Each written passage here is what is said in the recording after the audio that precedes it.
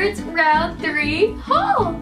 Oh my god, you guys, literally once I got the email, I was screaming. Like I couldn't even believe it. I thought that I was like done, because like there are people with like 350,000 subscribers in this competition, and I was like, I only have 20,000. I mean, like, I don't really think that I'm gonna get in, but I ended up getting in, and I was like, ah! So not only am I going on to the next round, you guys are going on to the next round with me.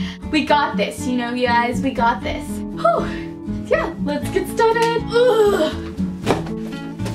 So here is the